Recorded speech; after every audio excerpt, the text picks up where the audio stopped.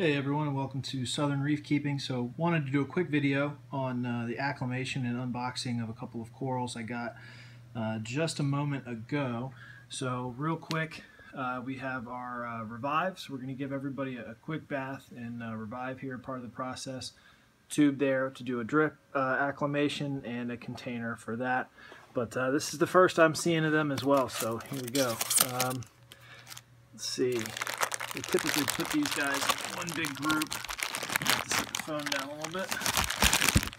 There we go. So let me get these guys out of the bags, and we're going to do a quick soak in the tank water just to make sure that we get the temperature up. They've been in transit for about a day. So let me get that going. Alright, so here we have everyone just drip acclimating. I would say 75% of the water that's in this container right now is water that they arrived in, and I just have a little drip coming from the main display. And so we're going to let this go for just a little bit, try and get a little bit more water in there, and then we will be hitting them with a little bit of Two Little Fishes Revive just to get any little pests off. Something that I do, I don't know if everyone does or not, I have a specific turkey baster I use for all things chemical, and an entirely separate one I use for feeding, just so that I can keep things apart and not have to worry about any kind of cross-contamination.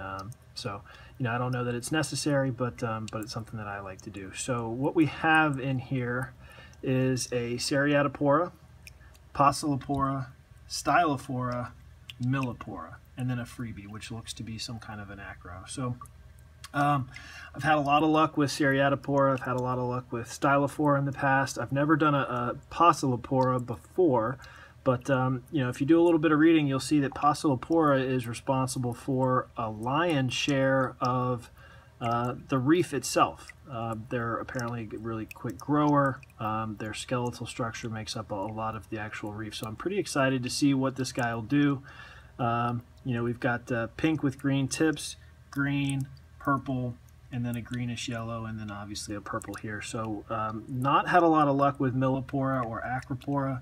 I don't think I'm alone in that, but I'm really excited to see if we can get this right. I'm trying to do it the right way and drip acclimate, and what we're going to do is put them on the sand bed in the main display, and let them stay there for at least a couple of days and get acclimated that way. But for better or worse, you guys will be along for the ride, and we'll see what we get. So I'll let this go for a little bit, and then we'll jump back in once we have a little bit more in the container.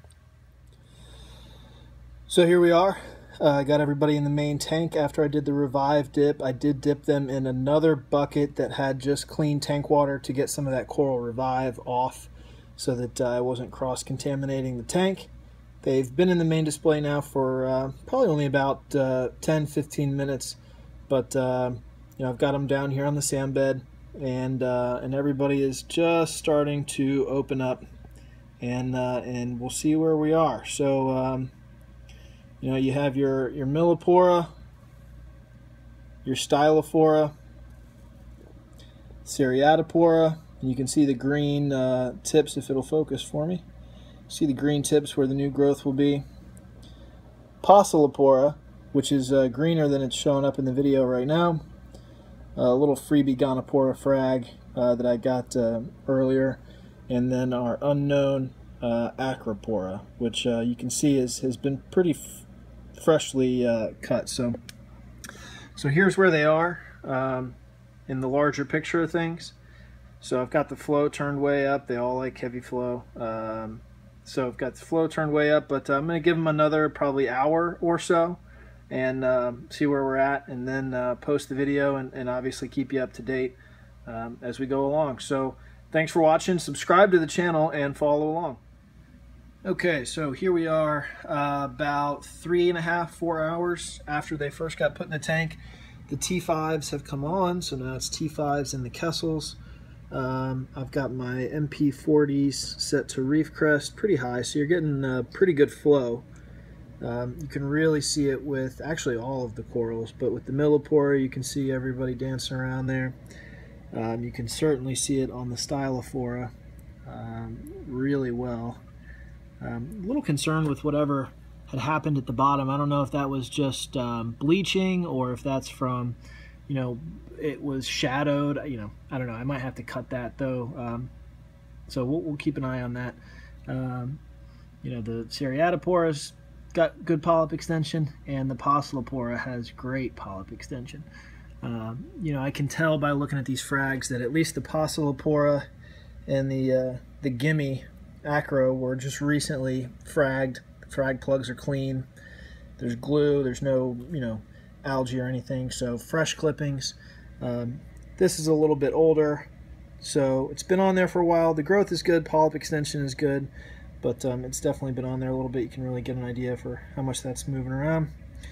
And so that's it. So these guys are going to stay on the sand bed for probably at least another 5 or 6 days. And then eventually I am going to take this acan, focus, take this acan, move him over here, and then I'll probably also move these guys, just because there's a lot of flow down here the way the tank is set up.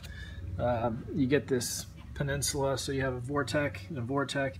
You get a lot of flow around, so I want everything that does not require as much flow to be kind of here in the middle area, where they'll be a little bit protected. So that's the plan for right now. If you have any questions, let me know. The only other SPS I have at the moment are this bird's nest, pink bird's nest, and if you can see it, a frag of a digitata that I've been trying to bring back to life. So we'll see. Nothing really to talk about there right now, but that's where we're at. Thanks, guys. Please subscribe. If you like the video, give it a thumbs up. See what we can do.